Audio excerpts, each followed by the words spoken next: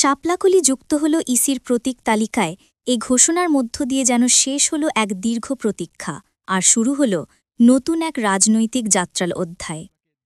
দীর্ঘদিন ধরে শাপলা প্রতীকের দাবিতে অনড় অবস্থানে ছিল জাতীয় নাগরিক পার্টি এনসিপি, কিন্তু নির্বাচন কমিশনের পূর্ববর্তী তালিকায় প্রতীকটি না থাকায় বারবারই প্রত্যাখ্যানের মুখে পড়তে হয়েছিল তাদের।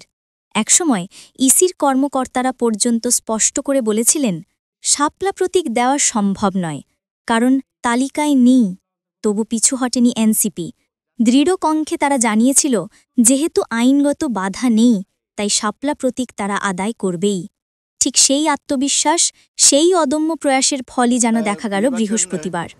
নির্বাচন কমিশনের সচিব আখতার আহমেদের স্বাক্ষরে প্রকাশিত নতুন প্রজ্ঞাপনে শাপলাকলিকে যুক্ত করা হয়েছে প্রতীকের তালিকায়।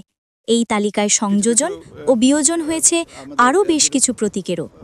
মাত্র ১ মাস আগেই ইসি ১১৫টি প্রতীকের একটি তালিকা প্রকাশ করেছিল, যেখানে শাপলাকলি ছিল না, কিন্তু সর্বশেষ প্রজ্ঞাপন বদলে দিল সেই ইতিহাস।